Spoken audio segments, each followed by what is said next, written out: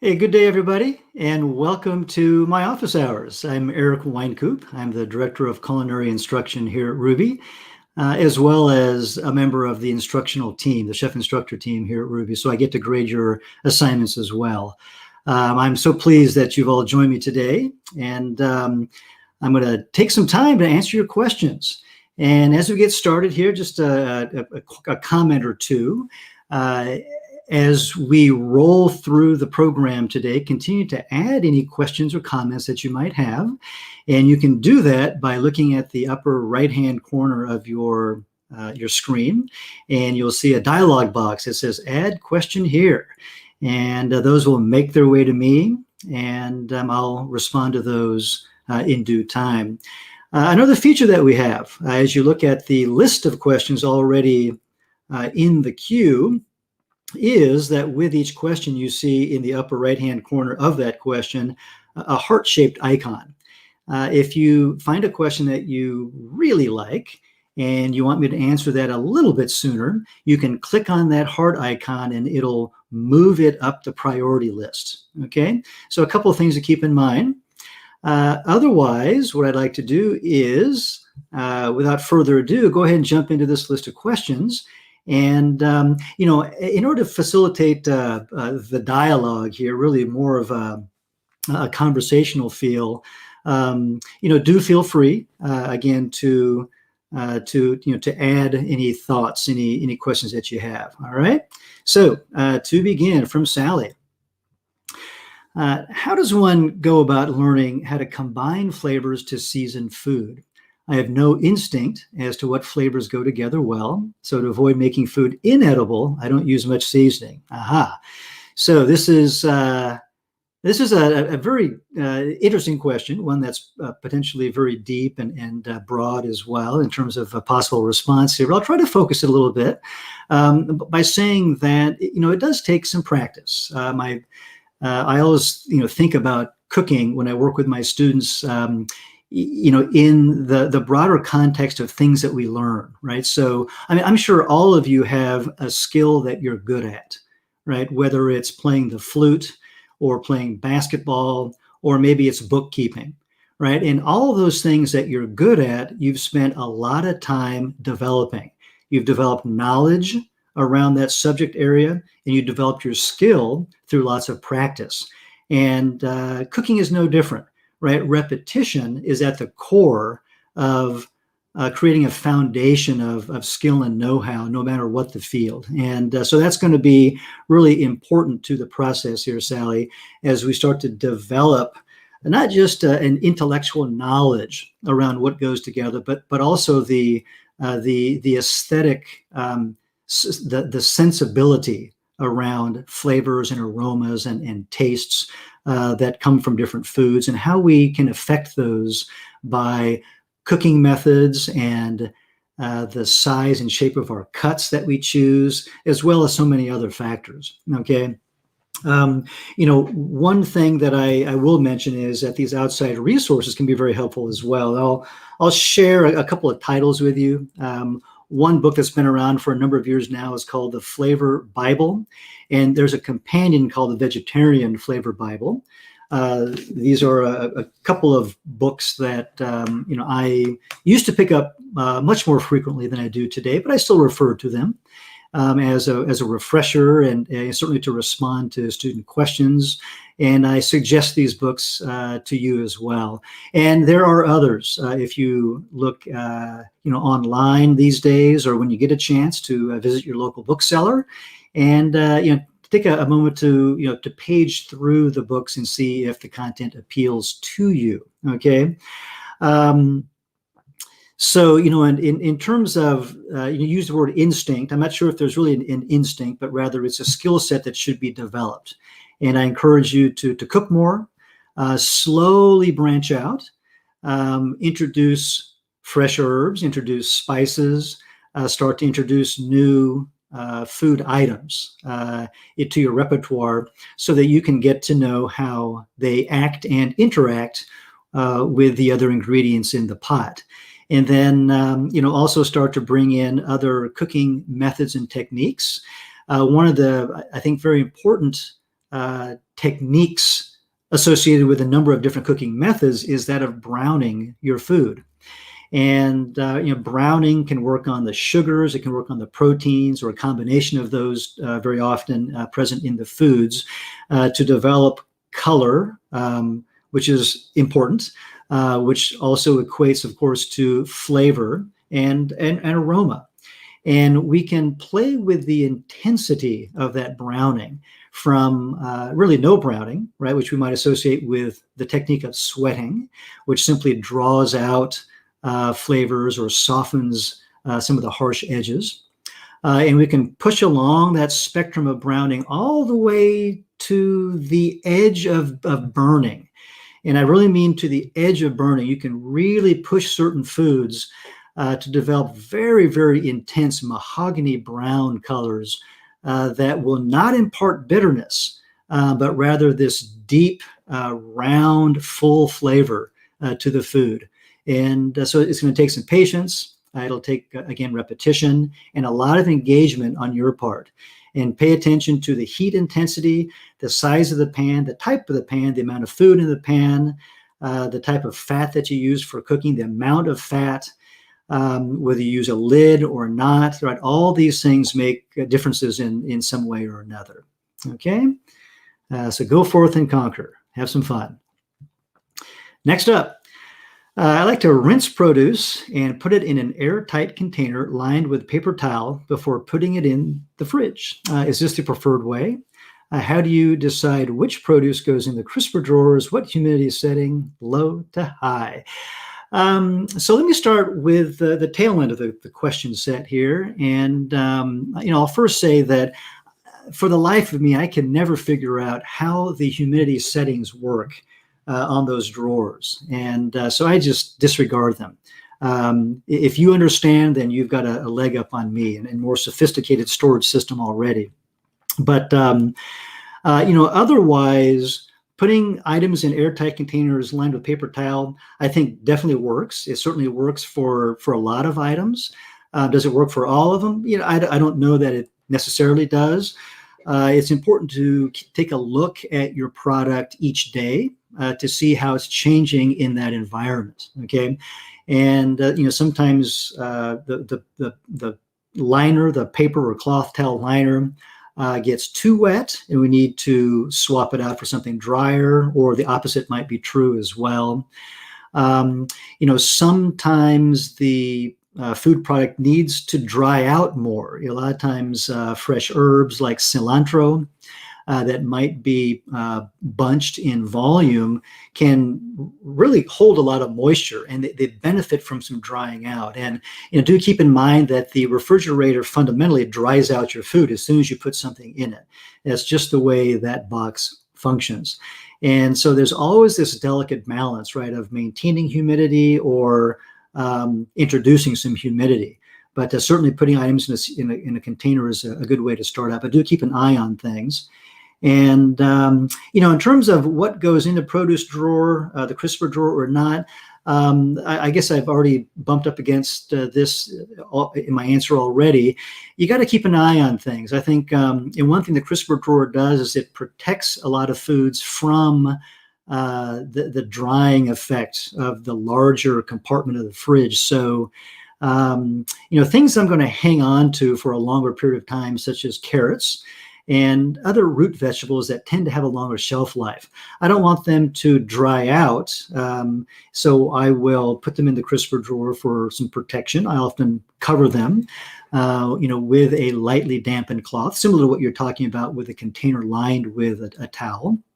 But other things, again, like fresh herbs that are particularly moist and damp that could benefit from airing out, I will often bring those out and put them on one of the shelves in the main compartment so that they can maintain some balance over the next couple of 3 days in terms of the moisture content.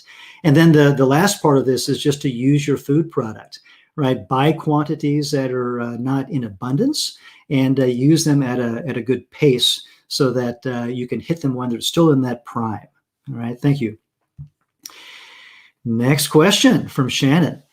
What are your go-to plant-based appetizer, main, and dessert recipes when hosting a party or feeding a crowd? Okay, where guests are not all vegan. Okay.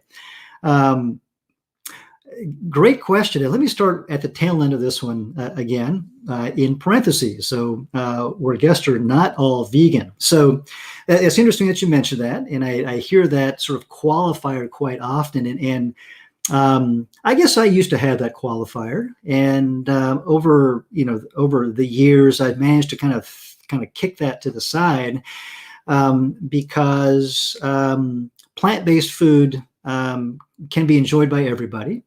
And it's just a matter of how we prepare it.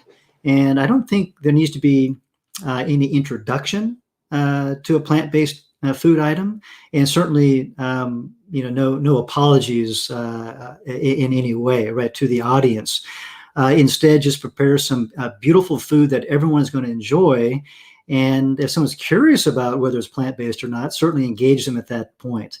But otherwise, I don't have, let me qualify my answer here. I don't have specific recipes per se, unless it's a baked item, in which case a formula I think is often desirable. But, otherwise, just as a suggestion, what's been on my mind lately, as far as a starter, would be something like hummus and tabbouleh. And to pair that, to put that out with some sort of a flatbread. It could be farinata, which is a chickpea flour batter that you can prepare in a pan on the stovetop or in a pan in the oven. And you just cook that until it dries out like a cracker. And it's very informal. You break it up into pieces. You can serve it with these items like hummus and tabbouleh. Now, as far as recipes goes, I don't use a recipe. I use whatever legumes I have on hand, whether it's chickpeas or something else for the hummus. And flavorings can be the typical garlic and tahini and olive oil, or it could be something very different. I like to blend in Indian pickles for extra edginess or spiciness. Sometimes it's whole sesame seeds, black or white or both, for some visual and textural interest. And then as far as tabbouleh goes, I like Italian parsley, but curly leaf parsley is great as well. And I like to bind mine with a little bit of tahini, and I like to add nuts to it. In their whole form. So it could be pine nuts, could be toasted pecans, it could be toasted walnut halves, pepitas or pumpkin seeds work very nicely as well for some texture. In terms of some grain, bulgur is what we typically associate with tabbouleh. But last night I made some with a black quinoa. I've made it with wheat berries and whole oat groats. Most anything will work in a salad like that. So think of it as a kind of a formula of sorts, or just a broad sort of a template, and then you can swap in and out different items. Okay, pickled lemon, salted lemon goes well, as well as lemon juice. If you're going to be juicing a fresh lemon, then by all means pull the zest off as well. As far as a main sort of a course goes, something like shakshuka, I find to be universally popular, and that too you can really tailor to fit your mood or the audience or the season. If you want to make it all plant-based, that's easy to do. It's just one pot at that point, and I like to get some hearty chunks of things like mushrooms or winter squash. To feel satisfying on the palate. If you do happen to have a crowd that eats eggs, which are very commonly associated with shakshuka, you can always create a separate pot by cracking some eggs on top. Again, not a requirement though, if you want to stick with the plant-based theme. And then in terms of something sweet, which is often where I start my meals, and try an almond cake. And I like to put whole almonds in the cake. so that as you slice through it, you hit those whole almonds. Every once in a while, the diner gets a whole almond inside their piece, and it's like hitting a jewel in your dessert.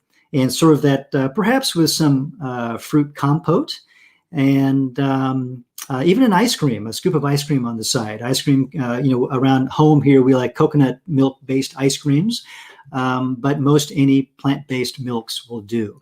All right, so there's a suggestion for you. And then again, as I mentioned, any of those items I mentioned, you can tailor or kind of morph into different versions very easily by shifting flavors, ingredients, textures based upon what's available. All right.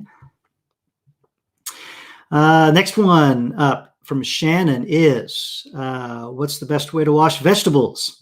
Well, now, there are certainly many ways to wash vegetables, and I will, maybe touch upon one or two. If you're concerned about microorganisms on the surface of vegetables, what's often recommended, I think the blend that I like is 1 part vinegar and 3 parts water. And the vinegar, don't use balsamic vinegar, right? Certainly not your good balsamic.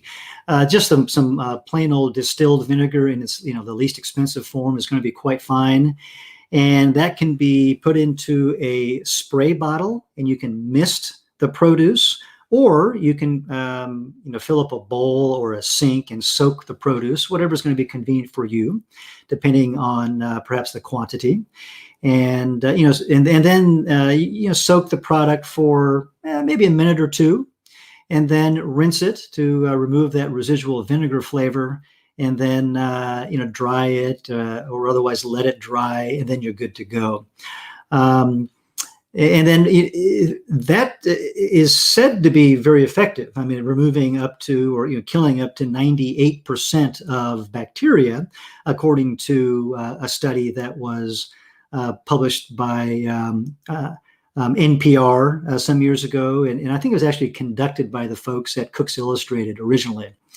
And but otherwise, other methods work well. I mean, simply running produce under water and kind of rubbing your hands over it, a little elbow grease, so to speak, is effective.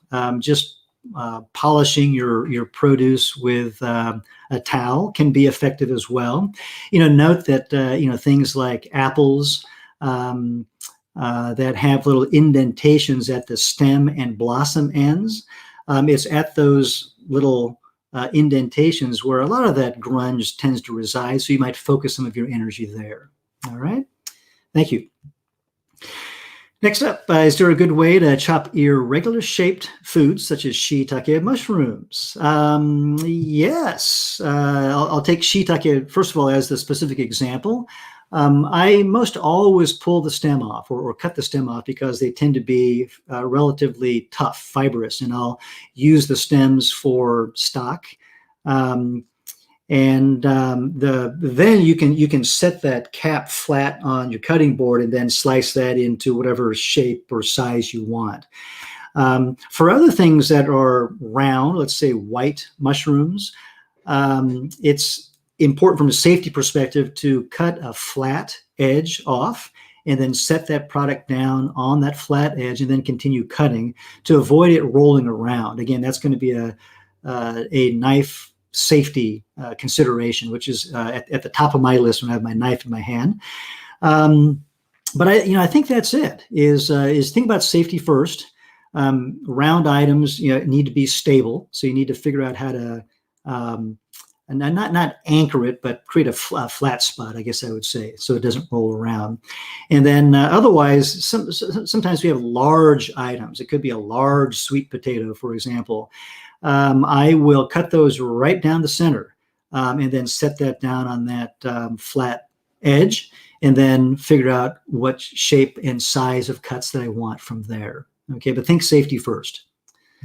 Next up, does course content access after completion include our submitted photos and written assignments? The quick answer, Susan, is yes. You cannot make any manipulations to what you've submitted, but you can see the photos and then read any of the written work that you have submitted. They'll be sort of in a frozen state for or read-only sort of access. Next up, I've heard that although brown rice is healthier than white rice, brown rice contains more arsenic. Can you comment on the arsenic in rice issue? From what I have read, Carol, the arsenic in brown rice depends on the region and where that rice is produced, because apparently the arsenic levels in the soil will vary by region, not only in the United States where I reside, but also around the globe. And rice from, for example, the U.S. South has some of the higher levels of arsenic, according to some of the literature that I've read, and then it varies from there. So, you might do some further reading to figure out if there's perhaps a place of origin that you have some comfort with in terms of arsenic level. And then a couple other things come to mind. One would be that if it's still a concern to you, consume less brown rice rather than every day. Maybe it's just 2 or 3 times a week. And then if it's still a concern to you, move away from brown rice altogether and enjoy some of the other beautiful grains that are at our fingertips these days. All right, thank you.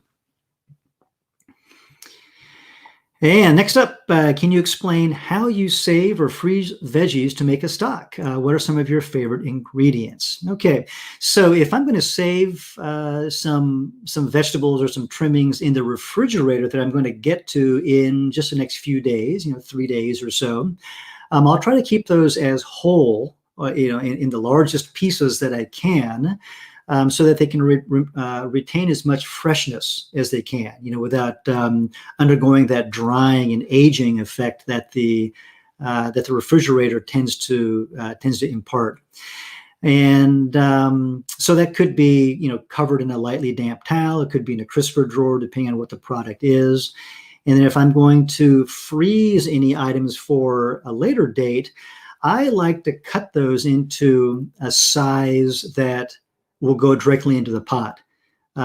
So it's very easy to handle once I pull it out of the freezer. And for me, that means something about medium dice, right? So medium dice references your thumbnail, right? About 1/2 inch cube. And that works very well for me. In terms of what I use, root vegetables are pretty common. Carrots, I like daikon, onions, garlic, celery once in a while to kind of fill out that classic mirepoix combination. My training is that so-called classical restaurant training. And so I tend to stay away from starchy foods like potatoes, but that's not to say you couldn't use them if you like the flavor imparted by those ingredients. And turnips, parsnips, again, some of these root vegetables have a lot of flavor, and they impart a lot of flavor to the stock if that's the kind of flavor that you want. In addition, if I happen to have a stalk or two of lemongrass that's been sitting around for a while, a little bit past its prime, but still has some value in terms of aroma and flavor, I will add that to the stock pot. And it depends on what I'm going to make, but very often, I make a stock, the flavor of which falls within a fairly narrow range so that it's predictable to me and I can use it in whatever typical cooking we do here at home, which really, ranges from Asian to Latin American to European and stops in between. So, I try to find ingredients that are amenable to all of those regional cuisines. All right, thank you. Next question. So I'm having trouble with the rolling technique, moving the food towards the knife. Any suggestions? So I'm thinking about the rolling technique. And when I think about the rolling technique, I think about, rather than moving product toward the knife, I'm moving the knife down the product. Okay, and so if we take a look at the video lesson around the knife handling, we show you this sort of, I think Don calls it the crab sort of a move. I think of it sometimes as an inchworm, but your hand is moving down with each slice, okay, rather than feeding product to the knife. And so try to shift that movement that you're describing in your question here, Robert. Okay, and I think you'll find that to be a little bit easier. Okay, and then practice on top of that. All right, and another one from Robert. So one of the things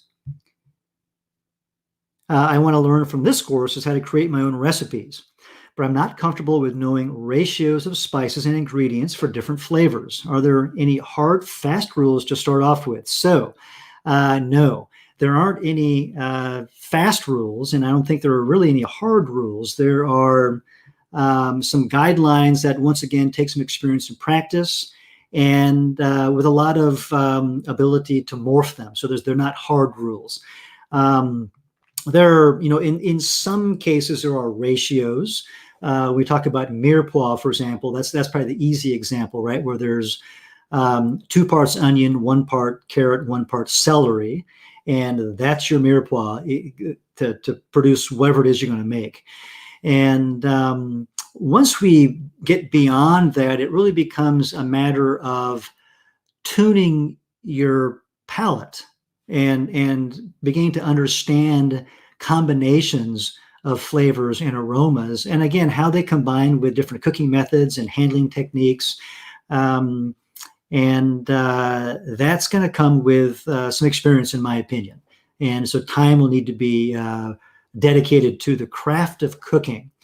Again, I always recommend you use a reference, find a favorite reference that has suggestions for pairings of flavors.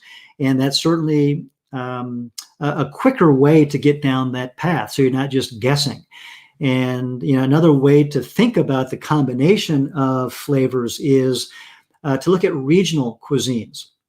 Okay, so if you look at the ingredients that are available in a given region, like the Mediterranean basin, from what spans the distance from Portugal and Spain, right, through France and Italy, all the way into Greece and Turkey, and you can swing that around to North Africa, going through Egypt, and on your way through Tunisia and Algeria to Morocco.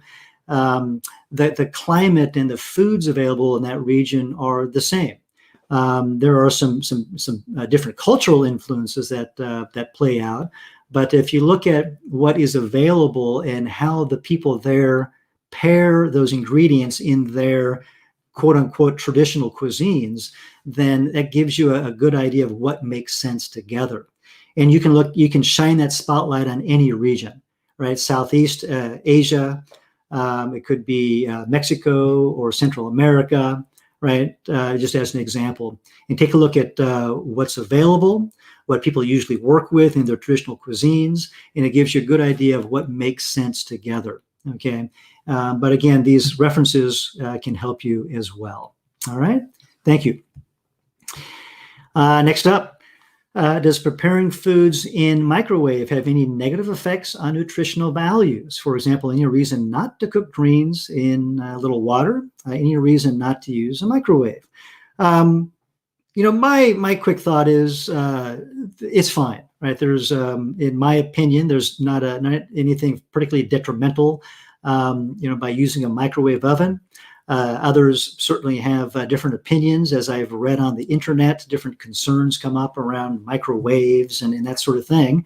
But as long as you're okay with that sort of thing, I don't have any detail on that. But as far as the cooking goes, from a culinary standpoint, microwaves can be very efficient.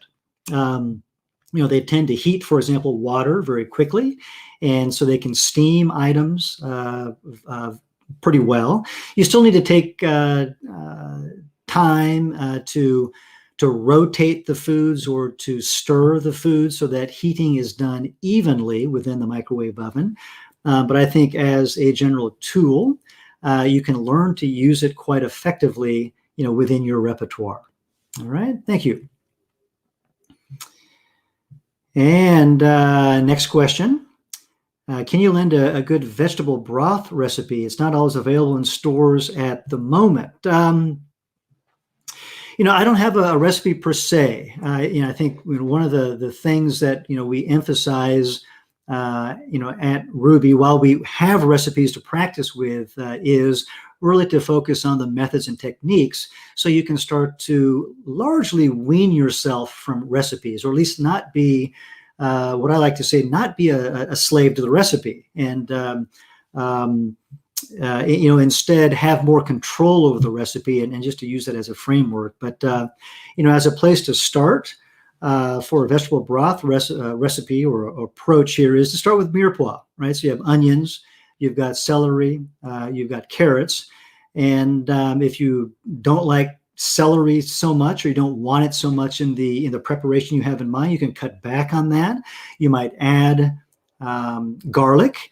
And then you can make adjustments from there, right? So if it's going to be something that has a Southeast Asian tendency to it, maybe you introduce some kaffir lime leaf, maybe you introduce lemongrass, and maybe you introduce some.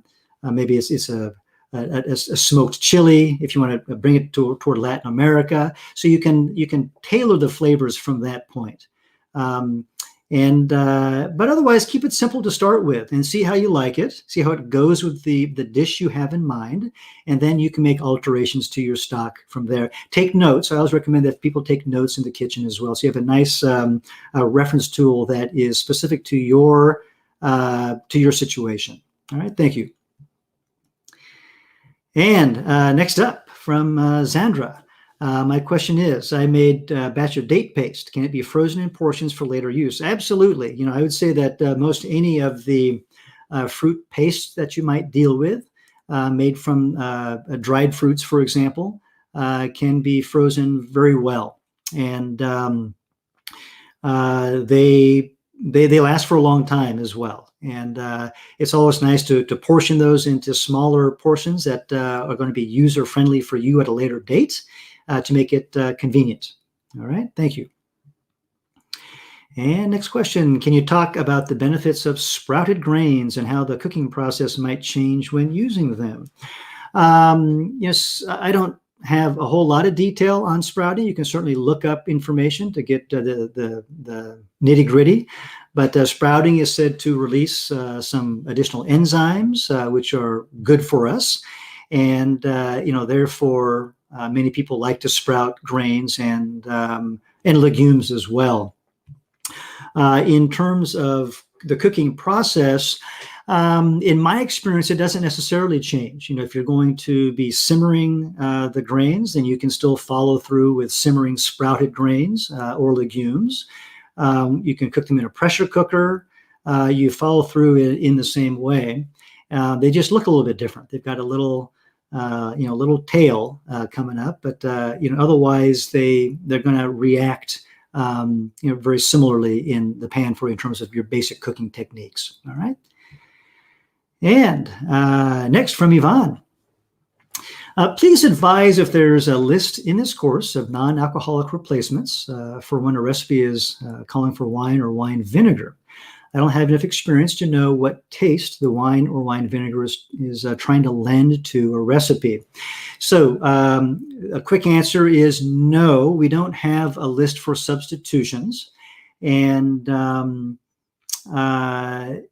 the approach that I take is when you're making a substitution, whatever it is, but in this case, we'll focus on alcohol and vinegar. Think about the tastes and flavors that are being imparted by the original product. And sometimes it's textures that we want to think about as well. But in this case, these are just liquidy items that we often will reduce, right? So wine is going to lend some acidity, and then mostly the flavor of the wine. And it's going to be just, at that point, it's going to be just an intense, fruity sort of a flavor. In which case you can omit either one of these in terms of the flavor. They're often not critical. Sometimes they are. It just depends on the preparation, but often they're not. So the simplest approach is to omit them. You can always add, say, grape juice, right, to deglaze the pan, to mimic the flavor of some wines without the alcohol. Now, in terms of vinegar, of course, we're adding acidity, right, as the main taste. And then the flavor often becomes secondary. So think about the vinegar that you're adding. Most any vinegar will have an accompanying taste or flavor, or I should say an accompanying flavor to the acidic taste. So if you have an apple cider vinegar, then it's going to be an appley sort of a flavor. So you might introduce apple juice, right, in place of that item.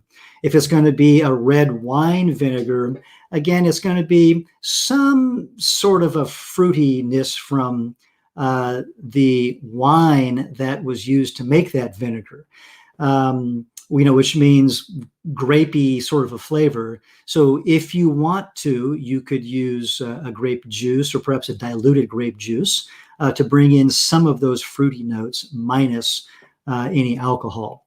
And then if it's a vinegar, you want to think about adding the acidity. And the acidity could be added via a plain, say, distilled vinegar, or it could be by a squeeze of lemon juice or lime juice. We have other acidulants as well that we might use, such as tamarind or kokum, depending on the cuisine that you might be working with.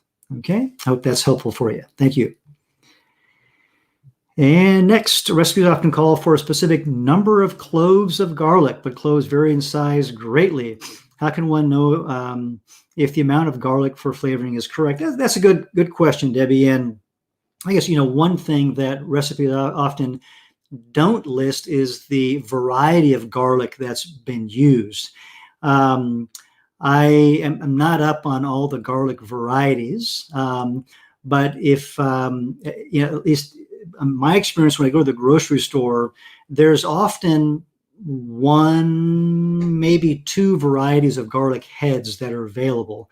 And if there's two varieties, they're fairly similar in size. Even though flavor intensity and aroma differs, I understand that.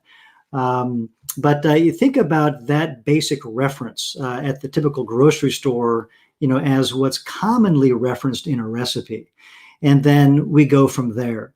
If there's still some question and there's always some wiggle room, then we just need to make the recipe with what we have and see how it turns out, and then make adjustments next time based upon the particular garlic variety that we use. I mean, certainly if you're using something like elephant garlic, 4 cloves is not going to be equivalent to the usual stuff from Christopher Ranch that's available at the grocery store.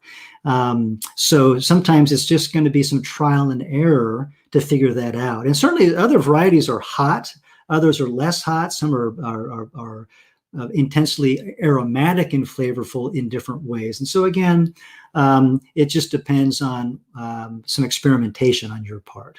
All right, thank you. And the next question. I'm interested in becoming a plant-based nutritionist. Is there any courses online you would recommend? Well, a common course is the eCornell plant-based nutrition course. It's a short course of about 6 weeks online, supported by a team of instructors as you go through that course. And I found that to be an enjoyable experience for myself when I did that, about a year or so ago. Now, aside from that, I think it depends on how deeply you want to get into the world of nutrition. And if you want to earn a degree, in that field, in which case you'll be looking at, some university time. And you might also take a look around at schools that have more of a holistic leaning or plant-based or alternative sort of a leaning in their philosophy. So you don't go down the more common path of nutrition, which is very different from a plant-based outcome. Okay, thank you. And next, I really appreciate when you recommend books. Thank you for suggesting the Flavor Bible. Does Ruby post a bibliography we can use to begin building a library of reliable and great books on cooking? At the conclusion of our longer courses, we have some sort of a reference list that includes books as well as websites, sometimes movies, documentaries as well, and that's a place to start. And then, of course, beyond that, I always recommend taking a look at what's on, Amazon, for example. There are other websites, but you can look at reviews and also take a read through some sample pages or chapter sections to see if the content is going to match your expectations, your desired outcomes.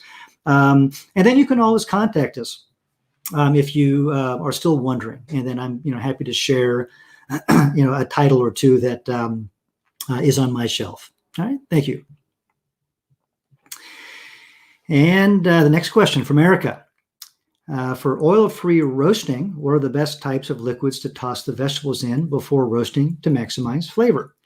Can I use certain types of marinades? Are there any ingredients I should avoid to prevent burning or off flavors or textures?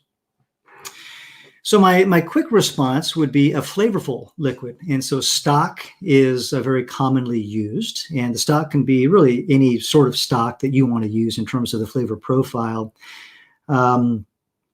Marinades can certainly be used as well.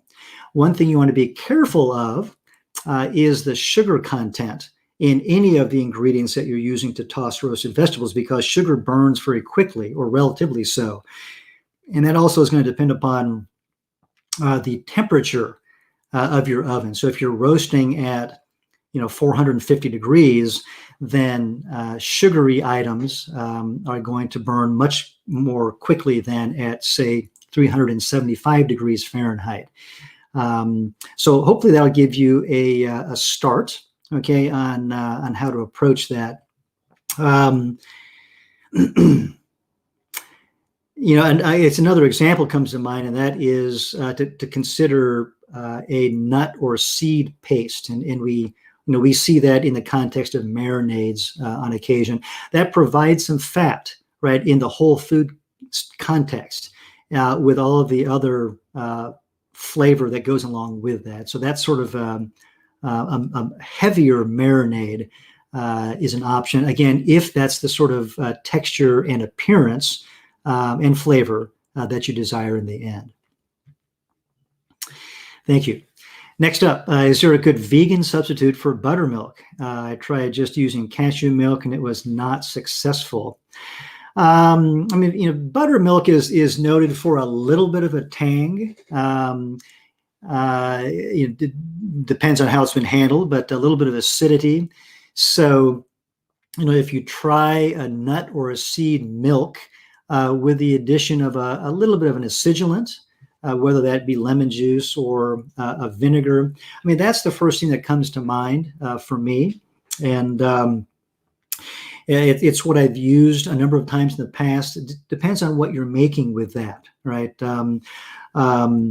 In terms of it being unsuccessful for you, I'm not sure what that means. And so I can't troubleshoot right here, but that's my quick response. Think about some sort of a nut or seed milk, and then the addition of an acidulant. Okay, thank you. And next up, from Allison, my Wüsthof knives are very dull because I was not aware that I was supposed to hone them. I have an at-home sharpening kit, the Wüsthof 2-stage knife sharpener. Do you recommend that I try this or have them professionally sharpened to avoid ruining them? Aha. So, well, a couple of thoughts come to mind, Allison. One is, if the knives simply need some honing, right, on a steel, give that a try first. That only takes you a few seconds, and it's pretty inexpensive. And see if that gets it back to a point of performance that's satisfactory. And if not, if they're truly dull and need to be sharpened, then a 2-stage knife sharpener can be effective. They certainly will sharpen the knife, and some of them are better than others. I don't know if I'm familiar with the Wüsthof product specifically, but I have used a couple of these sharpeners in the past, and Some of them leave the cutting edge smoother than others. Others can be a little bit rough on the surface, which is not desirable. But they are effective. I mean, they're better than not using it. I am of the strong opinion that putting the knife on a stone is going to get you a better edge.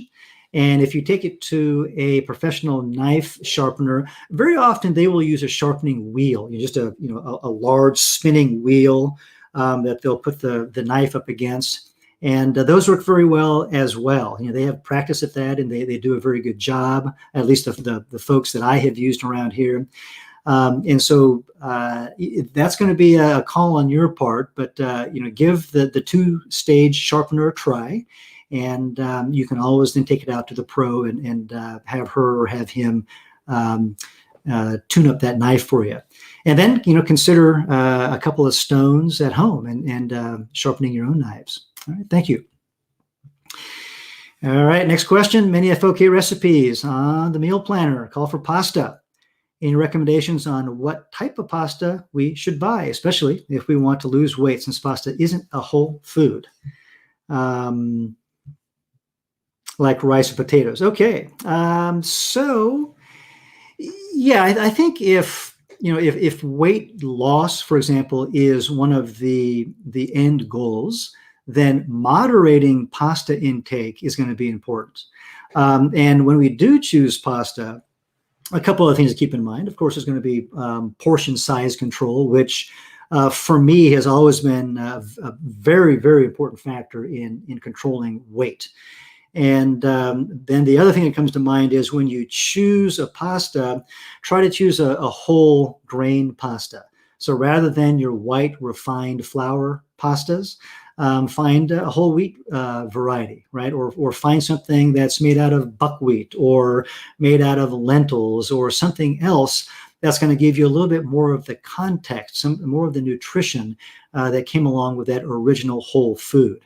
And that's going to get you a little bit farther down across that spectrum toward arguably the better end, right, nutritionally for that food category. Okay. And then we have another question here.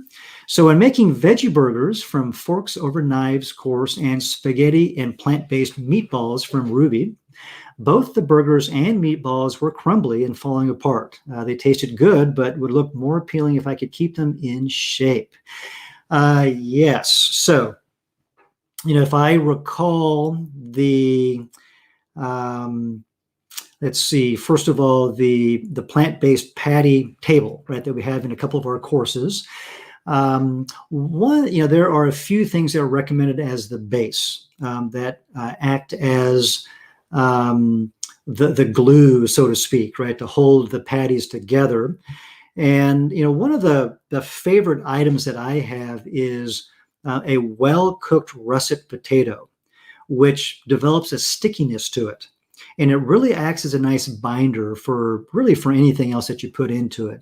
You can certainly then add other things to that base to bring some interest to it, such as well-cooked beet, if you want to have a pink or purplish sort of a look to, the finished product, which can be very beautiful. But a very well-cooked russet potato is my first choice. Now, you can use beans. Beans, again, should be very well cooked. I prefer the binding effect of potatoes, however, but beans work well. As far as the meatballs go, if I recall, that in that process, you're going to sweat or saute some aromatics, some onions, some garlic initially. And the recipe calls for some fat, a tablespoon or something like that of some oil. Now, keep in mind that oil is a lubricant. So the more oil you add to the meatballs or the patties, the more tender, right, or crumbly potentially they're going to become. So you might consider using the no oil sweating or no oil saute technique when making the meatballs. just to eliminate any of that lubrication. And then you can move forward. In the case of the meatballs, the binder is rice. It calls for brown rice. And there are many brown rices to choose from. I recommend using a Japanese style brown rice, which tends to be very sticky when it's cooked fully. More sticky than a long grain version of brown rice, for example. And then the other thing to keep in mind is if you look at the spectrum, right, of cooking rice, you can cook rice, well done, but not so moist and sticky. And you can cook it so it's well done and very wet and sticky. For this preparation, you want to be at this end of the spectrum in order to maximize the binding potential of the rice without being too wet. Okay, so there's a little bit of balance you got to strike there at the end. But think about imparting, plenty of water because these vegetables and grains need water for the stickiness to develop, that binding effect. All right, thank you. What's the best way to make nice cream? What's the best piece of equipment? The more information and guidance, the better. So any sort of, ice cream, I guess, preparation, of course is going to, maybe I shouldn't say of course, but I think in my opinion, it's going to benefit from some sort of a machine. Here at home, we use one of those Cuisinart ice cream makers that has the bowl that you stick in the freezer. It's got that liquid in there that that sets up and holds all that cold, and it's good for one batch of ice cream and then a couple batches of margaritas after that. But in terms of a recipe, for example, I don't have the details of that, but I think the equipment is very important. If you're lucky enough to have an ice cream maker that has a compressor that's all built in, then you've got the most control, and you can also make repetitive batches of ice cream if that's your thing. But otherwise, find a formula that's it and follow it with any added gums, any added fat, all of the full meal deal, and see how it turns out. The sugar is important in there as well for keeping crystal development at bay, so you have a nice smooth texture on the palate. In typical ice cream, we're adding a lot of fat from the heavy cream. We're adding fat from eggs. And so minus those items, we add emulsifiers like gums and these texture developers, guar gum, for example. And again, so these are important in terms of developing the texture that's going to most closely mimic a nice ice cream. Okay, thank you. Is it acceptable to freeze herbs? Just used onion springs for a task. For later use, do I use oil or water? Thanks very much. Yeah, you bet. I think the preference that I have when working with herbs is because they're going to look like they've been bruised and wilted once they come out of the freezer. I don't mind chopping them up or blending them to a state that I want when I use them, okay, after I freeze them. And I will just use water. I don't necessarily want to introduce any more fat, any more oils to our cooking. So I just will blend them, freeze them in ice cube containers. So they're in nice little portion sizes, so you can just drop them into a soup or a sauce or a stew to finish off, that flavor addition step, and very convenient to use at that point. Thank you. All right, next up from Cindy. I like to cook mock meatloaf or nut loaf dish for a meal. I was told adding lemon helps to moisten it if one does not use eggs. Is this true? And if yes, why does lemon help to soften and moisten the loaves or even muffins? Which part of the lemon are we talking about, Cindy? I can certainly imagine, the addition of, I suppose, lemon juice as well as a pulverized entire lemon would, add fiber and moisture. And I think simply because it's a liquid, it's fibrous, right? Those things impart tenderness and hold on to moisture in some of these preparations you're talking about. But other things work too, right? It could be flaxseed, for example. Sometimes it's the addition of other cooked vegetables, and for example, any leftovers from stock, those vegetables, if you don't want to throw them out, you can apply those to a preparation like this to add as a moisturizer. It adds some flavor and some texture as well. But I think lemons work for those reasons, and try some others as well. See how you like them. Thank you. What would you cook using cast iron pans? Well, I mean, you can cook most, I suppose you can cook anything, really. I've cooked bread, loaves of bread in cast iron pans. I've cooked sweet potatoes, shakshuka, and, any sort of soups and stews, one-pot dishes, casseroles, so many things, right, can be cooked in a cast iron pan, just as you might really any other type of cookware. All right, thank you. And next up from Barbara, when dry sauteing, are there certain veggies that you should use initially, like the shallots in our exercise? Are there some veggies that cannot be used alone without an initial veggie? The sequence of cooking really is going to depend upon a couple of things. I mean, one is to develop an initial layer of aromatics, right? We often will add in mirepoix. Sometimes it's just onion and garlic. Maybe it's onion, garlic, ginger, and chilies. And we'll let those sweat or saute gently in order to develop some color, perhaps, at the same time that we start to soften the harsh edges, bringing down bitterness, for example, and drawing out sweetness from some of these vegetables, probably all of them that I just mentioned. And, at the same time, those items, as they continue to cook, depends on the overall cooking time, but they can cook down and to the point where they break down and you don't even find them in the end dish. And so they produce this nice sort of matrix of flavor in the end product. If you want an item to be more firm in the finished product and finished dish, then you want to add that later in the cooking process.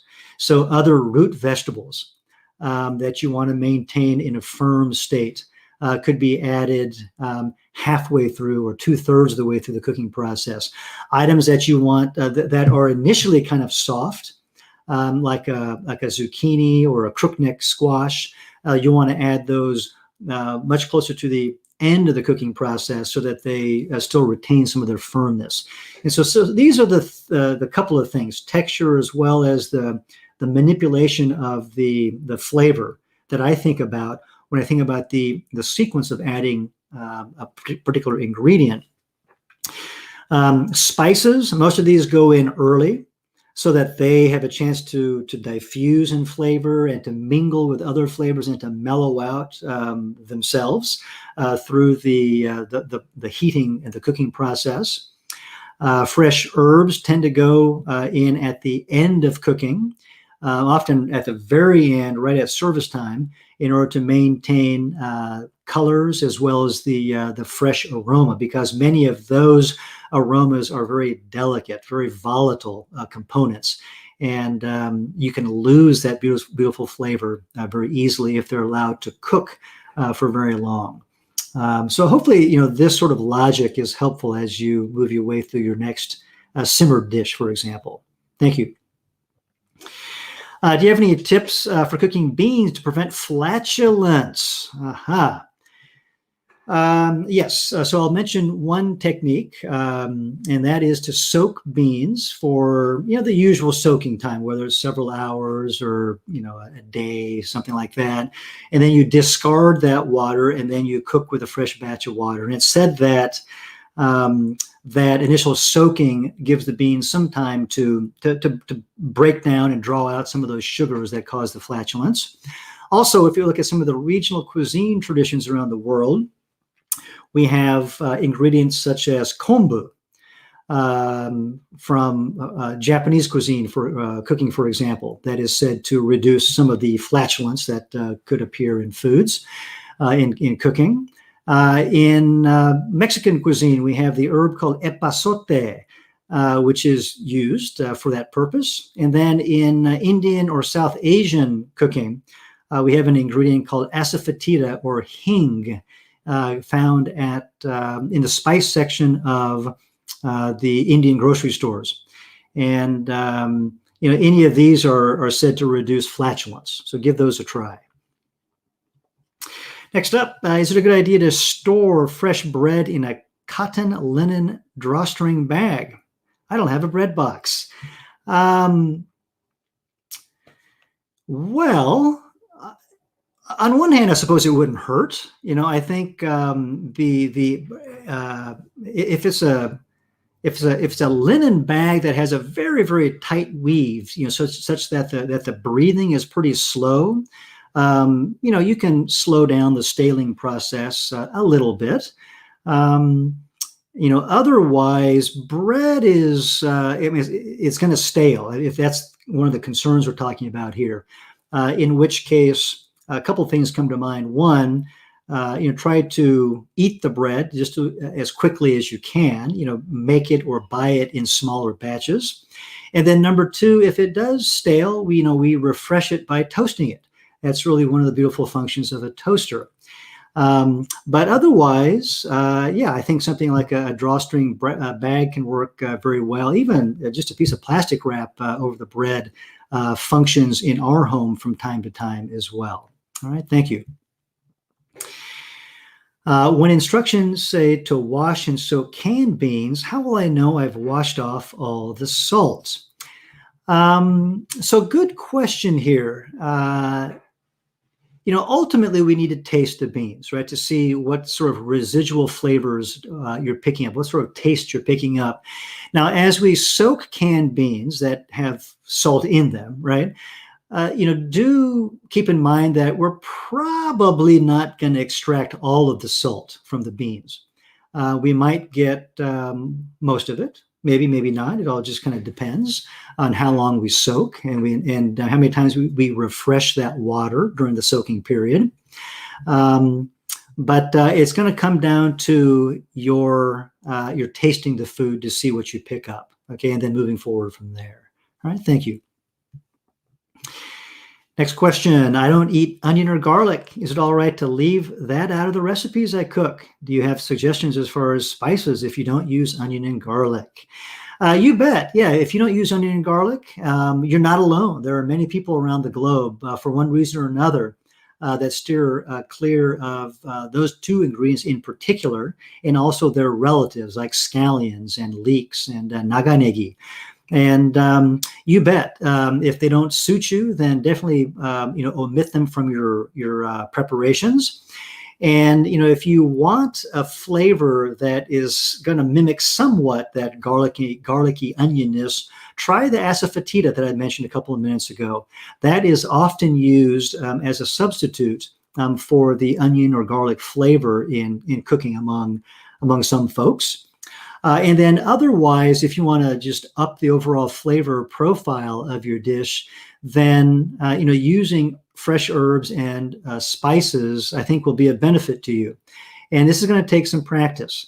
Go easy to begin with, because very often if we cross that line into too much, then the dish becomes offensive, and we just can't eat it at that point. So go easy as you introduce spices and herbs. And again, reach for a reference. whether it's a vegetarian flavor Bible or something else, to give you a jump start on which combinations make some sense. And then take a look at some reference recipes, right, to see what sort of quantities are going to make sense for you as well. Okay. Next up, using little salt. I'm having a hard time getting enough flavor in my recipes. I want to cook healthy and keep salt low due to my husband's blood pressure and heart history. What recommendations do you have to increase flavor without added salt? Aha. This is one of my favorite questions because it really encompasses our entire approach to the kitchen, both psychology as well as ingredients that we choose and cooking methods that we might employ. Okay. And so from the psychology standpoint, I always recommend to folks that when you look at the food in front of you, and I certainly try this myself, think about or focus on what we have, and rather than what it is that is missing. Okay. If we think about what's missing, like, oh gosh, I didn't put salt in this, it's not salty, or I didn't put fat in this, it's not quite as unctuous as I'm used to, then we're constantly going to be thinking about the lack of, and that just sets us up for disappointment. Okay. Instead, focus on the flavors and textures and the tastes and the colors and the aromas that are present in the dish that you've prepared. And that tends to give us a great starting point for realizing satisfaction. And so as we start to reduce salt, and this is a huge one, right? As we start to reduce salt or even omit it, it takes much more effort for us to focus on the things that are still present. And given some time for our palate to change and get used to the lack of salt, right, this exercise becomes doubly important. Now, as far as what we are using, think about cooking methods, right? So if you're browning foods, right, caramelizing foods, you're imparting more flavor. So think about those dry heat cooking methods that are going to impart color and also flavor. And then again, reach for aromatics, layering aromatics, onions and garlic and other pungent sort of ingredients. Might be lemongrass. I've used this example already, but these things that are very aromatic also translate to lots of flavor because those two experiences are very much linked, right, in our when we enjoy our food. And then spices, right? I always recommend spices. And the benefit to spices is that they're very good for you, right? They have so many phytonutrients that are very good for the body. So as you learn to use the array of spices, you're just making things more enjoyable for you and your husband, but then also your health will benefit as well over the long term. And once again, reach for a reference to get started. Look at some sample recipes to understand quantities of spices, and then make adjustments to suit your palate. Okay, thank you. And next up, before eating whole food plant-based meals, I always thought meat, starch, warm vegetable salad. What's a whole food plant-based meal planning thought process? Whole food plant-based takes more time, so I end up just making soups or stews with a salad. Need to branch out. Aha. So this is another fantastic question, and one that, in my opinion, also has that psychological component that I just talked about. Absolutely correct. When we think about what we call the center of the plate, right, in meat cookery, that means that piece of meat, and we're focusing on that, and everything else becomes secondary. In a plant-based diet, now, of course, you have an option of bringing in some of these meat analogs. Not my preference. When I think about plant-based foods, I'm honoring the plant, and I'm not trying to mimic an animal cut. So those aren't my favorite go-to items at the grocery store. So if we're looking at whole foods, it requires a shift, right, in our expectation of what the meal experience is going to look like. And I'll give you a couple of examples. The traditional Japanese table, okay, is comprised of a lot of small dishes. And, for example, you've got soup, you have a bowl of rice, you've got some sort of a focal point, which, very often is meat, fish, for example, but it could be tofu. And then you've got often a salad and a pickle on the side. And those various textures and tastes and flavors kind of come together to satisfy, right, satiate us during that meal period. It's a different format, right, from the large piece of meat that we tend to focus on in that context, to one that sees us going from plate to plate and back again to plate, right, as we take these small bites and mix and match these tastes and flavors and textures. At the Indian table, again, we have a similar sort of a collection of small plates and bowls, right, where we might have as the focal point some sort of I'm going to use the word curry. In India, we don't use the term curry so much as we do, let's say, in the US. All these dishes have their own names in India, believe it or not. But you might have some sort of a curry preparation that's served with rice. And then at the periphery, you'll have a side vegetable. You'll have a legume preparation like a dal, to use a term we're probably familiar with.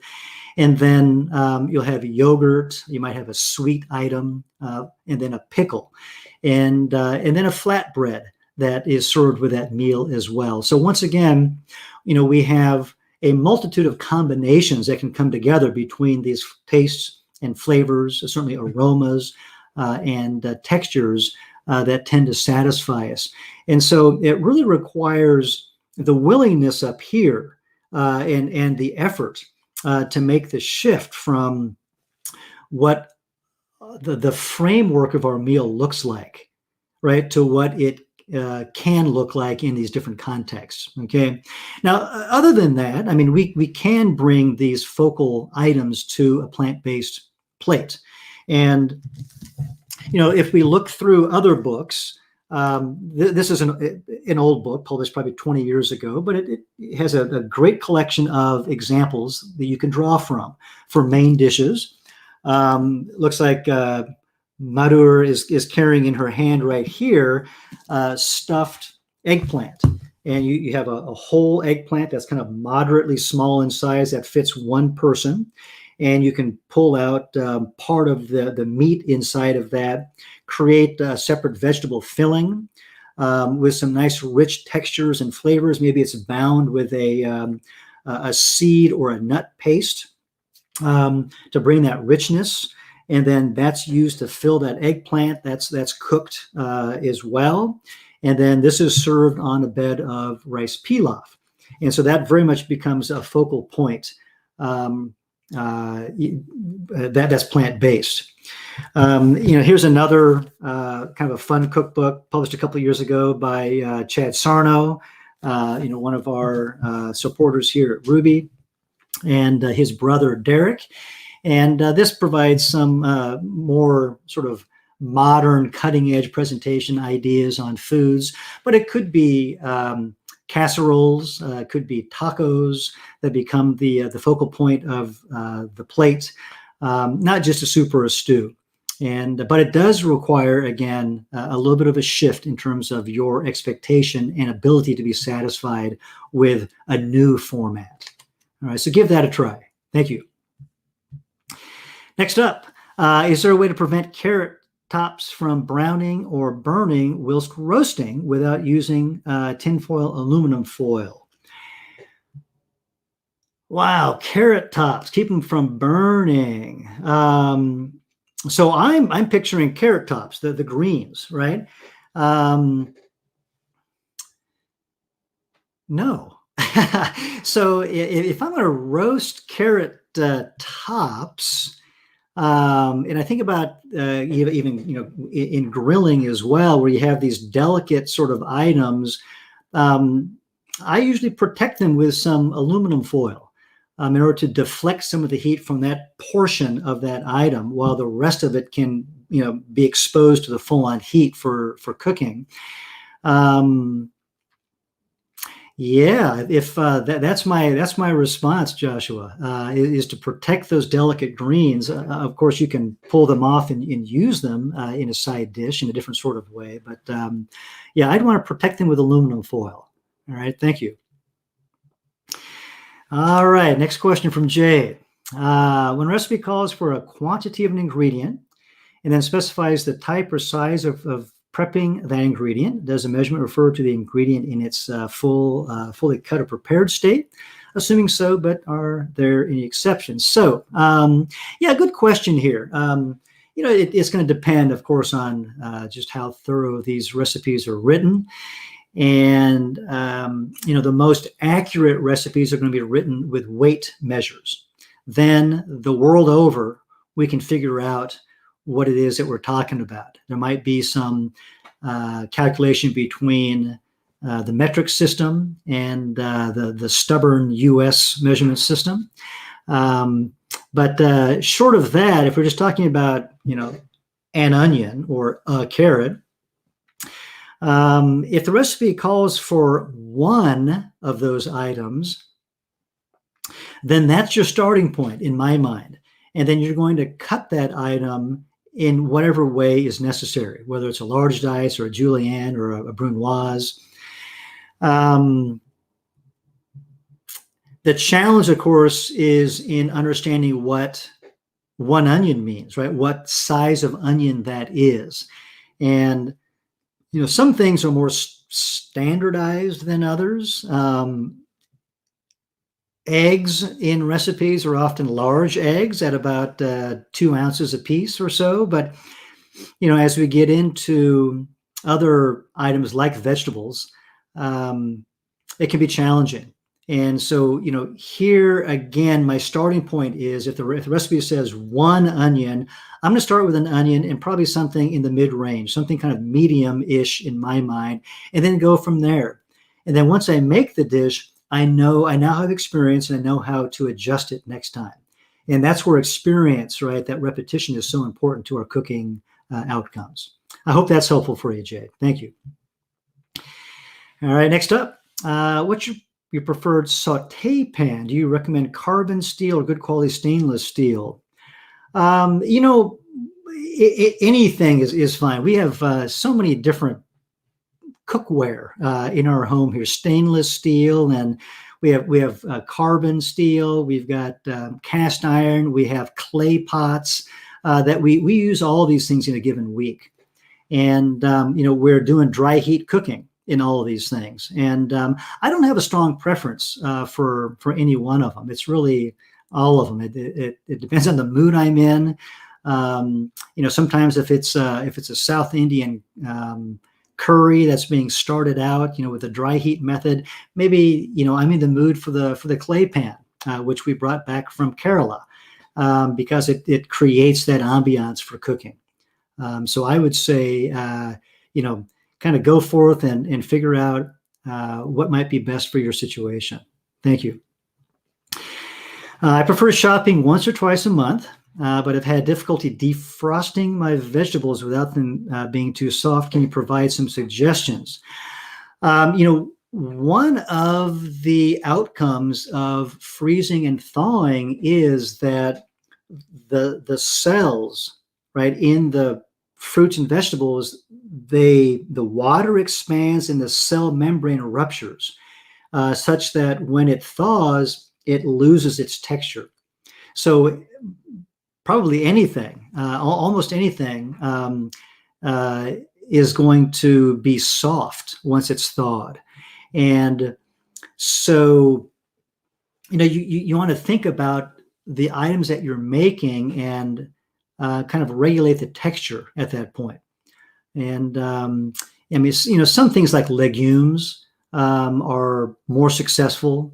Grains are more successful going through the freeze-thaw cycle. but certainly most vegetables and fruits, as you're mentioning here, will become soft. And so you want to then think about casseroles or soups or stews, right? These sort of preparations where that end vegetable is going to take on that sort of a wilted, mushy look anyway, okay? Otherwise, you want to focus on the fresh item directly out of the fridge or out of your garden, so that it has that firmness and that texture that you're after. All right, thank you. After making vegetable broth, can you use the same cooked vegetables to make a second batch of broth? Maybe. I think the test always for me is to taste that product and then make the call. I have always told my students, when in doubt, put it in your mouth and then figure out whether it's going to work for you. And it depends on how long you have simmered that first batch of vegetables to make that stock. There may be more or less flavor, residual flavor, right, in those vegetables. So just taste it, see how you like it, and then consider whether a second batch of stock is going to be worth the time.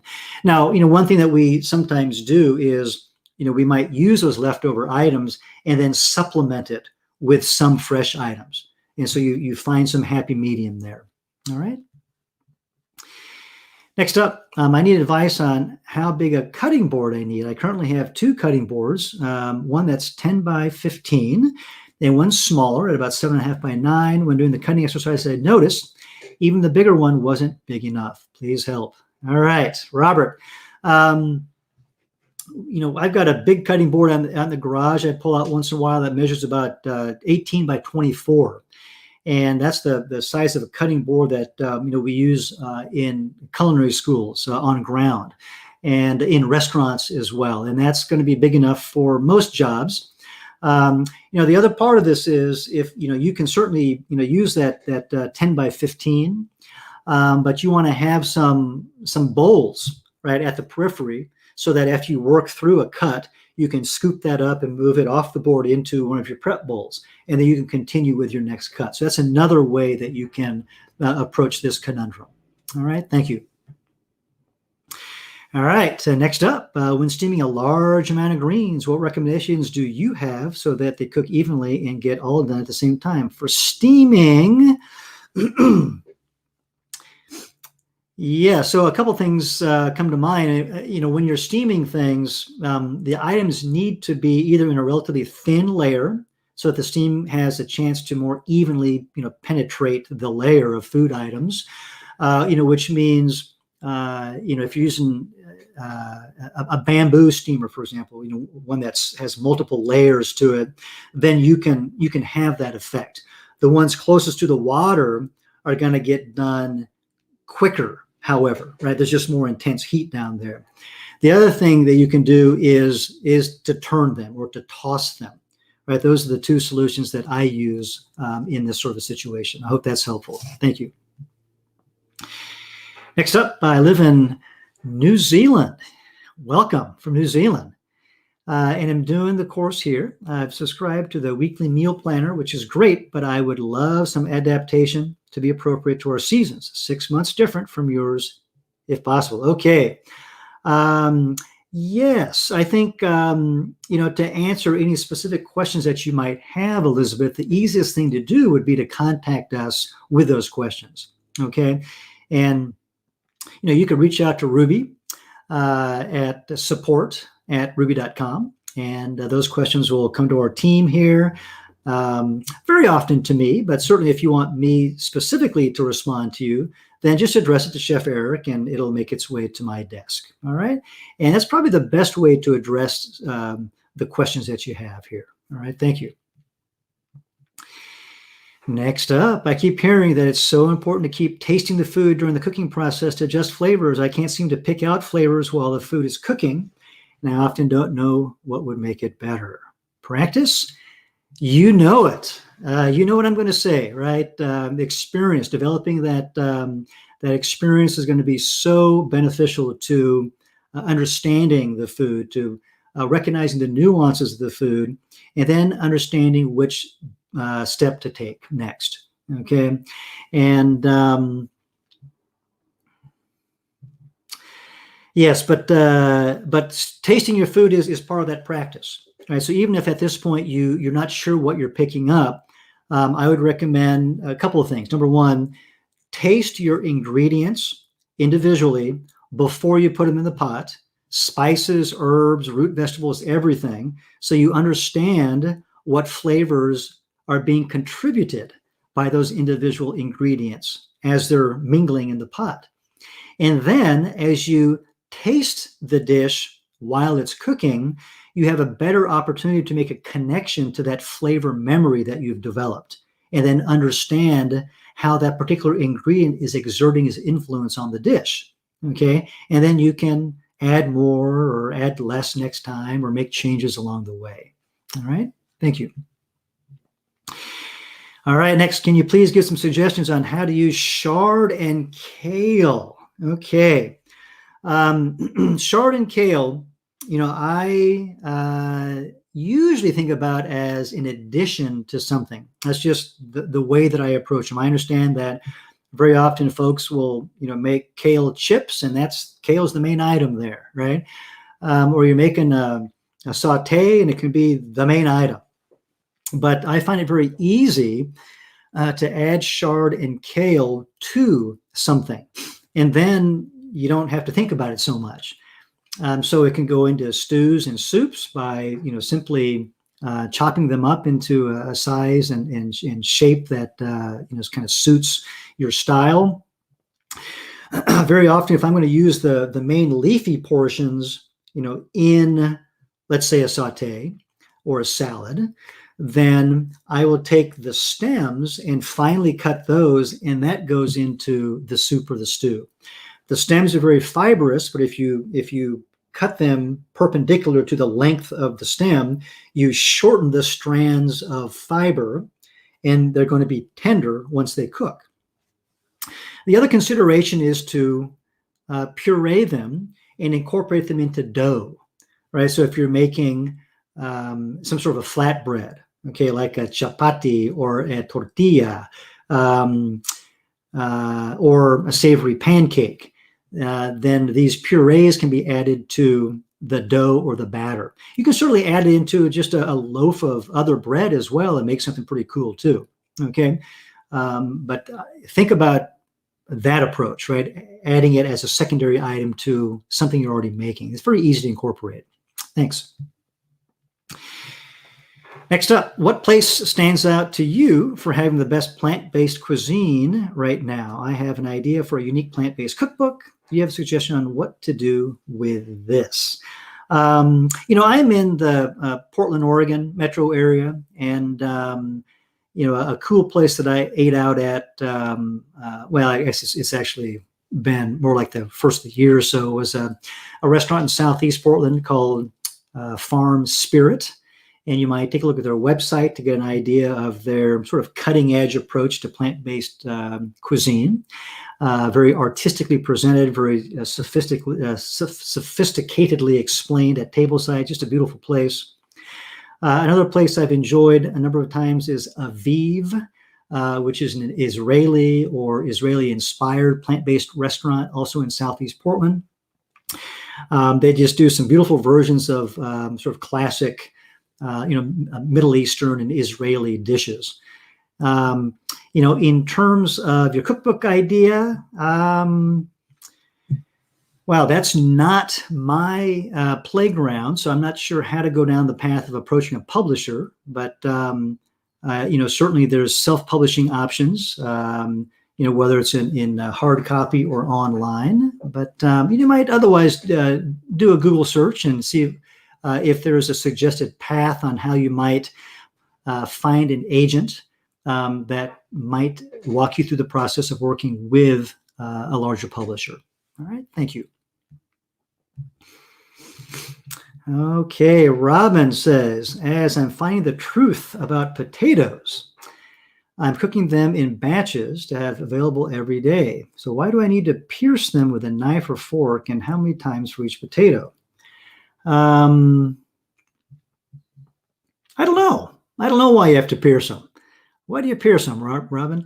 Um, if you're, let me think here. If you are cooking them via a moist heat method, I don't see a reason to pierce them.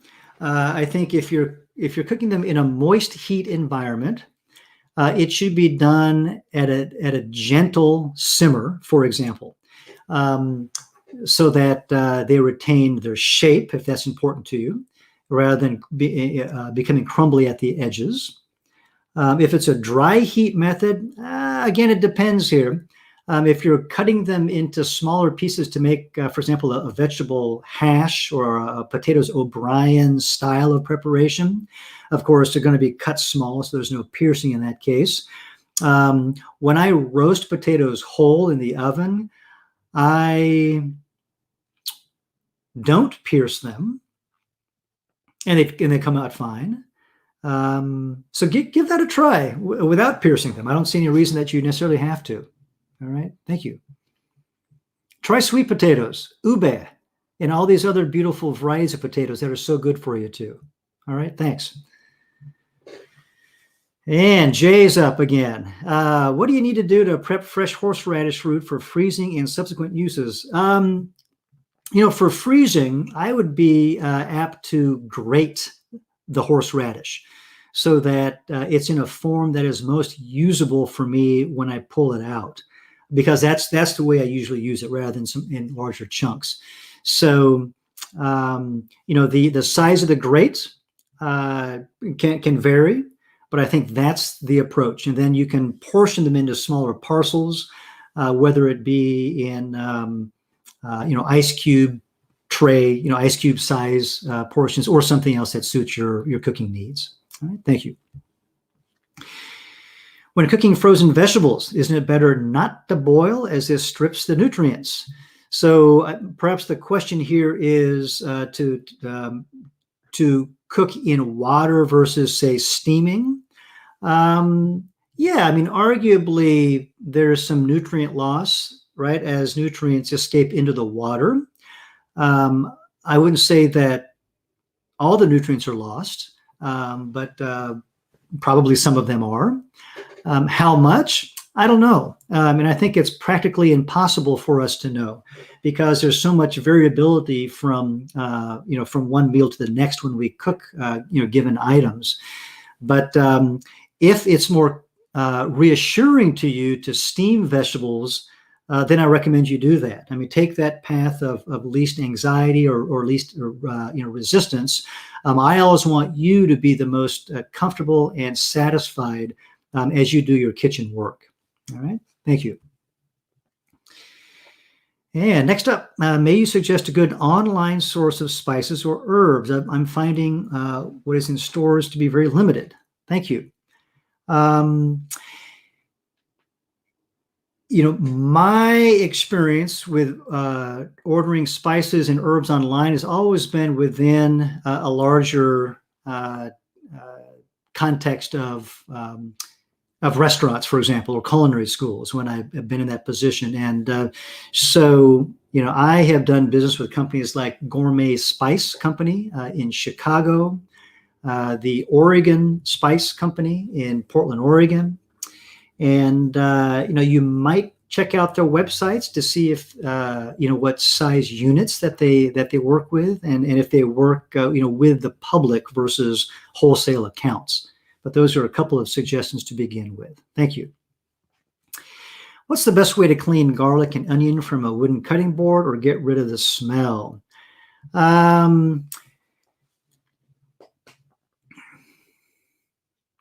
Aside from scrubbing and trying to hide the smell with a squeeze of lemon juice, I just work with it. I don't have a good answer for actually getting rid of some of those pungent smells that kind of make their way into the cutting board.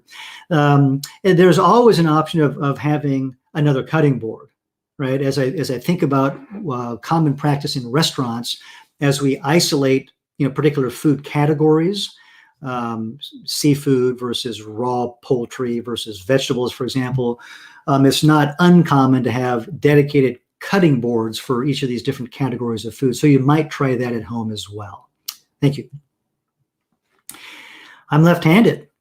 Would a left-handed chef's knife really increase my knife skills?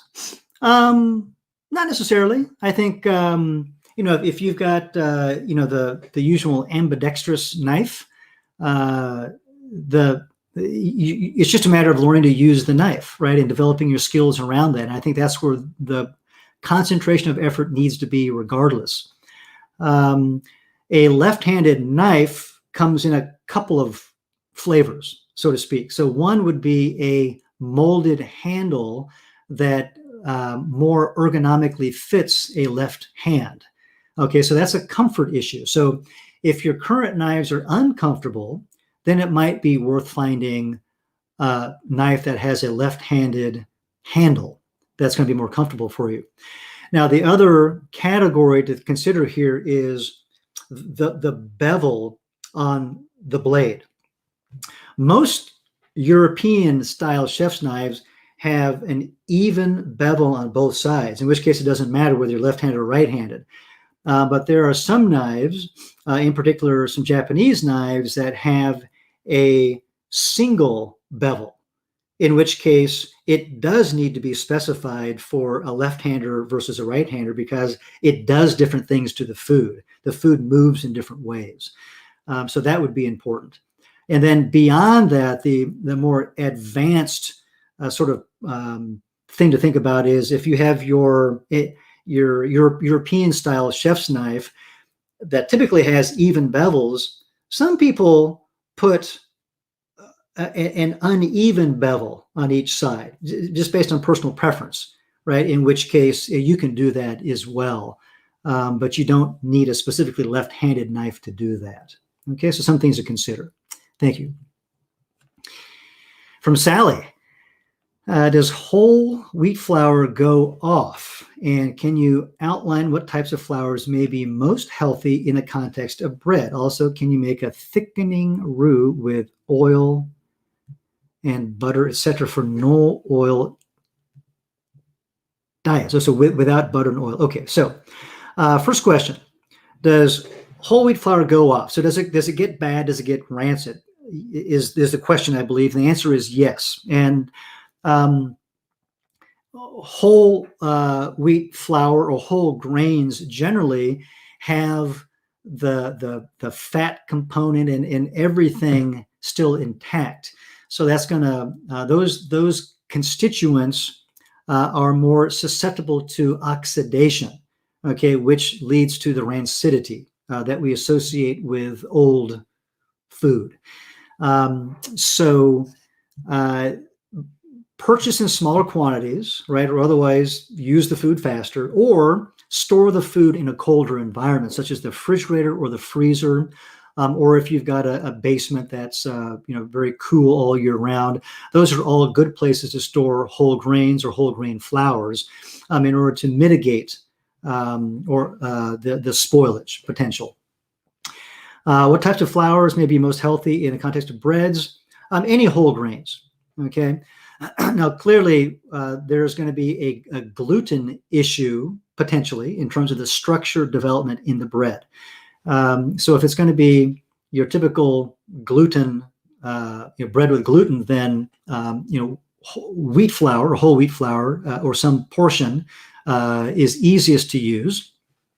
Otherwise, you're talking about purchasing or creating your own gluten-free blend. In the case of many flatbreads, the gluten doesn't necessarily play a role, not necessarily. Okay, so tortillas, for example, don't have gluten in the corn, but reach for some sort of a whole grain that has the full context of nutrients, including the fiber that's going to be so important to our health. All right. And then the last part of the question is, can you make a thickening roux without oil and butter? No. I mean, by definition, a roux is about 50% fat in the form of clarified butter or oil. So instead of a roux per se, we're going to reach for a slurry, right? A slurry is going to be some sort of a flour that's combined with a liquid, most often water, but it could be something else. It could be a fruit juice, it could be wine, or stock, and then that is used as the thickener for whatever it is that you're working with. All right, thank you. And any suggestions on stainless steel pans? I've always used nonstick pans, but these new techniques are teaching me so much. Time to upgrade. Okay, let's see.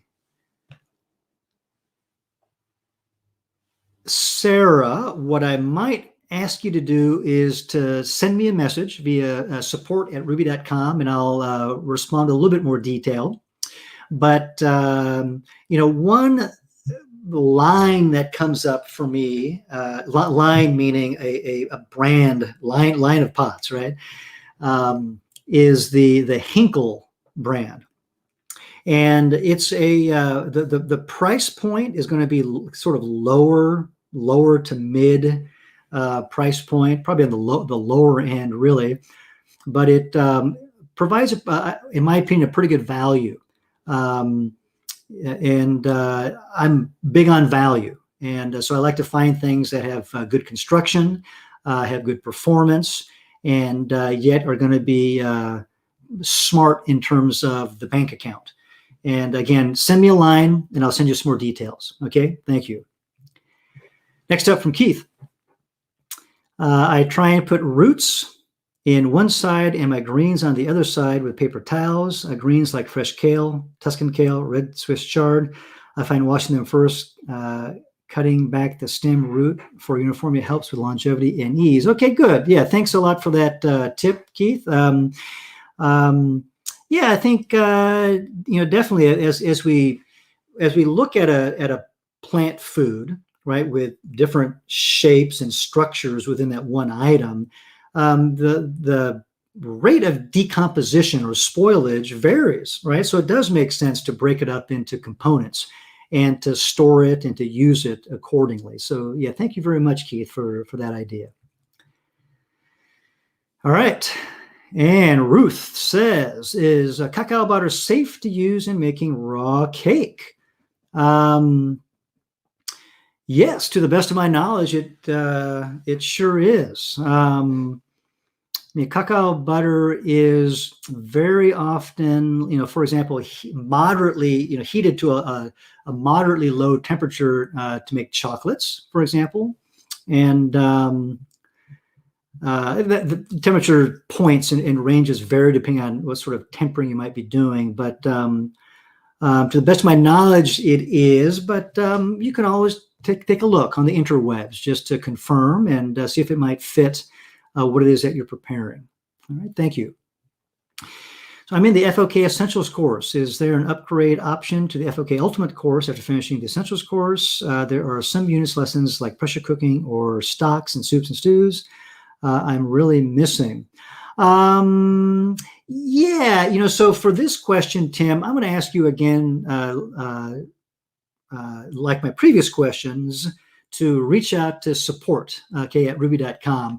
And our customer support team can provide much more detail on what's possible. And I think if you're already realizing that you're missing out on some of these units, that's perfect, because the FOK Ultimate course is much more robust. You've got a lot more instructor critiqued assignments, which I think will be very fun for you as well. But give us a shout at support@rouxbe.com. Thank you.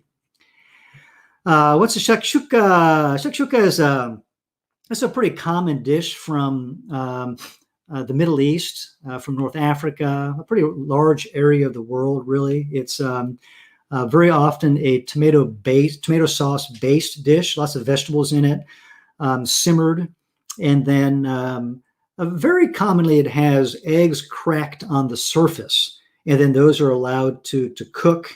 So the whites set up.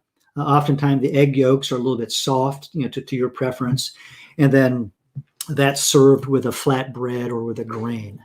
And so just a common dish eaten breakfast, lunch, and dinner. Next question, does your company plan on bringing on any celebrity or famous chefs to give lessons? Well, I guess it depends on what you mean by that. We've got relationships with a number of folks that are have some reach within their culinary domain, and these folks come on for talks and more recently for cooking lessons in the way of Barton Seaver and seafood cookery of about a week ago. So keep an eye on our live events page and tune in and see some of the folks that we partner with. All right, thank you. So what type of vegetables and grains are best for freezing? For grains, all of them. In my experience, they all do very well. Cook them fully and then portion them into whatever units are convenient for you and then freeze those. In terms of vegetables,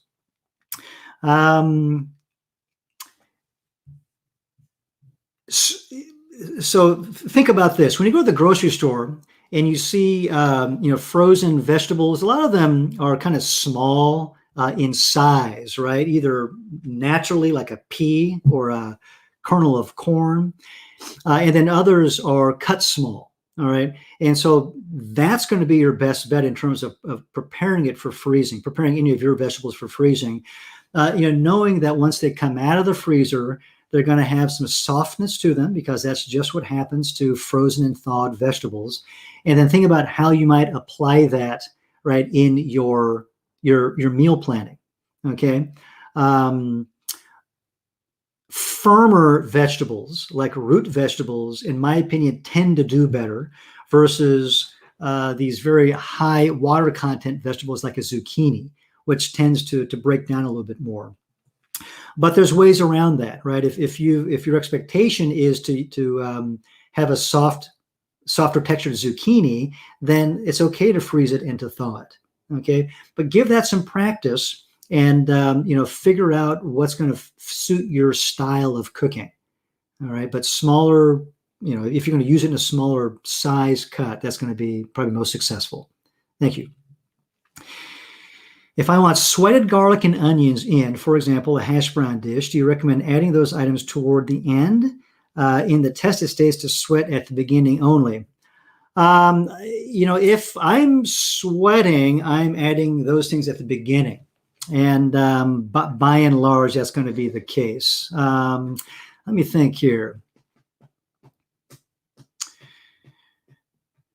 Yeah, I guess I have made an exception with hash browns. Now that I think about it, if I'm striving for some good color with a really hot pan, I might put the potatoes in first. In which case it's quite fine to add the onions and garlic later.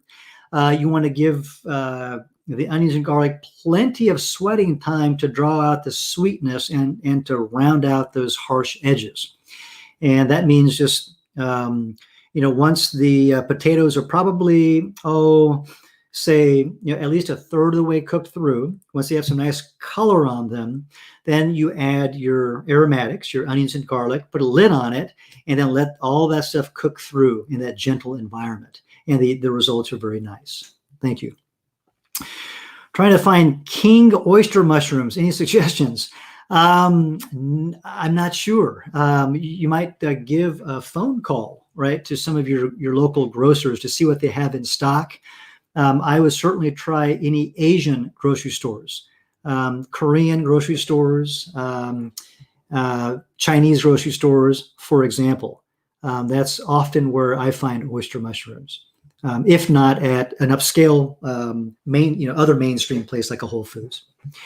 Next up, I find that sauteing veggies without oil imparts more of a steamed texture as opposed to saute with oil. What can change that? So yeah, indeed, Sherry, I agree. This is the case. That sauteed sort of a taste comes from that interaction of the vegetable with the heat in conjunction with the oil. And it's really kind of a unique experience. And if you are taking oil out of the dish, there's going to be a change. And so I think it's reasonable to expect a different result. Now, the only thing I can think of is really to add oil. If you're on a zero oil diet, that's difficult, of course, but if you're willing to use just a minimal amount of oil, you can achieve, I think, some of that flavor interaction, that development at that interface. But that otherwise is a compromise, so to speak, or a change that we have to work with as we change the way that we cook foods. All right, thank you. Is this a degree course? What exactly is our designation with this course? It's not a degree course, Ravina. It is a certificate course. And your designation is a better cook. I am a better cook once I finish the Rouxbe course. What you plan to do, I guess, beyond that might make a difference, right? If you want to get into giving cooking lessons, or if you want to try to get a job at a restaurant, then I think you can say that you have successfully completed the Rouxbe professional cook course or professional plant-based course, and then go forward from there in terms of trying to secure that appointment, much as you would if you graduated from any other cooking school. Much of what we have to do in the restaurant business, if we're pursuing a professional path, is to show that we have all of the aptitudes and skills to be successful. And so I think, having the certificate is a starting point, but you are a cook from Rouxbe.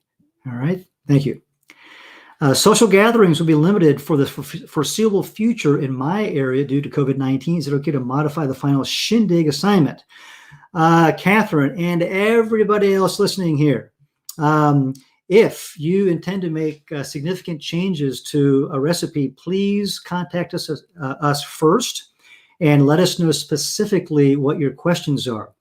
On one hand, substitutions are understandable and acceptable, but on the other hand, if it significantly changes the outcome of the lesson, then we've got some talking to do, okay, on how we can maintain the integrity of the course regarding the desired outcomes.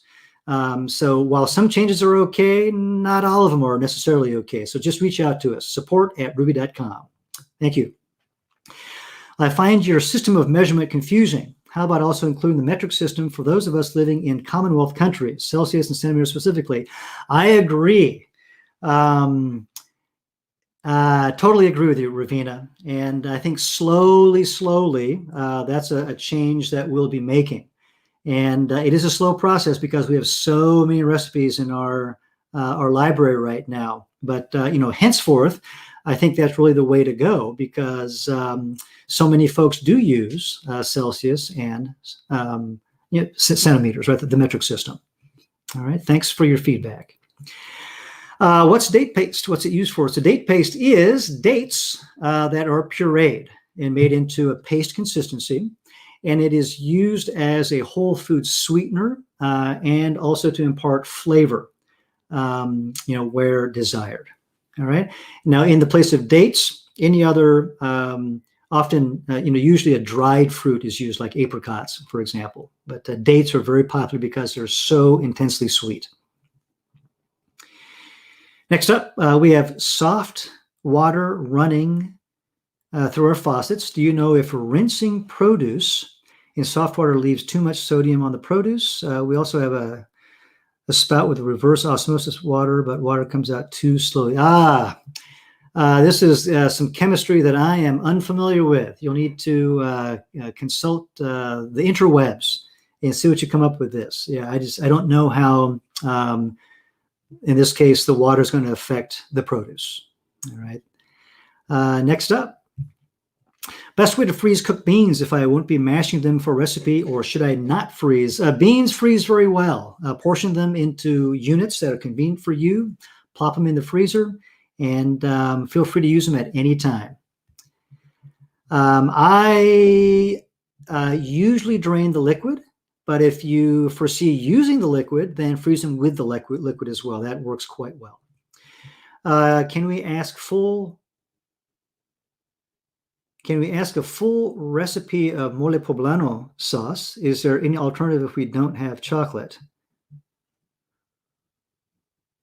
If in the case of mole poblano, if it calls for chocolate and you don't have chocolate, I suppose you can try something like carob.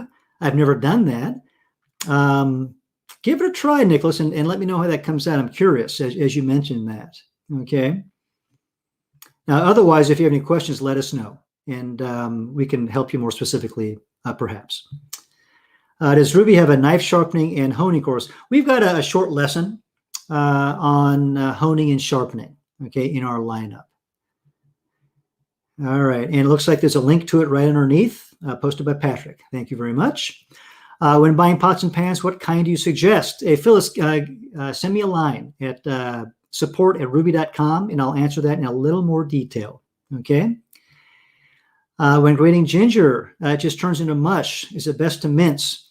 Depends on the outcome that you want and the texture, or the desired texture, and therefore the grater that you choose. Okay.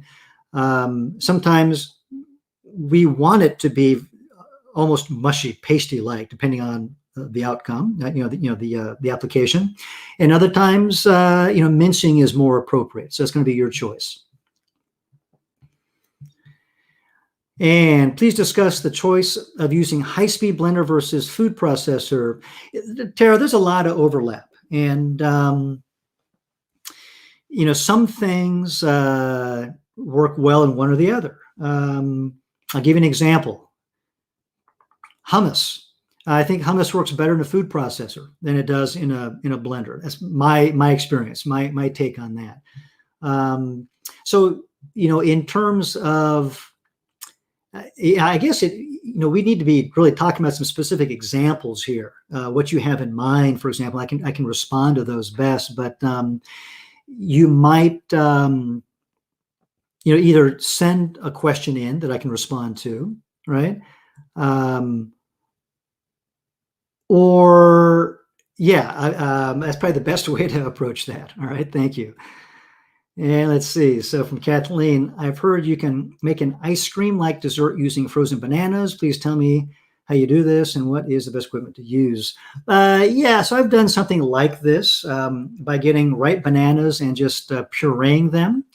And you've got a lot of sugar at that point. That often sugar keeps ice crystals from getting too hard. And so a ripe banana-based preparation can, if you like the flavor of bananas all through your ice cream, can create a nice, not quite silky smooth like ice cream frozen dessert, but something between that and sorbet, let's say. And otherwise, you might take a look at a formula online and then give it a try and see how you like that. Okay. In terms of equipment, I again like to use just a home ice cream maker. We have a Cuisinart. Other brands are out there that work very well, that have the bowl that you stick in the freezer, and that's going to be good for one batch of ice cream. Okay, before it needs to be frozen again. And what's the best way to make ginger juice? Here you want to very, very finely grate the ginger, and I like to use a microplane that's got a fairly fine tooth pattern to it. And then you can grate a bunch of ginger and then put it into some cheesecloth or otherwise a very thin cloth, and then just squeeze the juice out, and that'll give you some ginger juice. All right. And thank you very much, Kathleen, for your last and final question today. Thank you very much for joining me today during my office hours. I appreciate the chance to answer your questions. We had a great lineup today, and I look forward to the follow-up from a few of you. Send your questions in to support@rouxbe.com, and I'll follow up. And until next time, happy cooking. Enjoy the day. Bye-bye.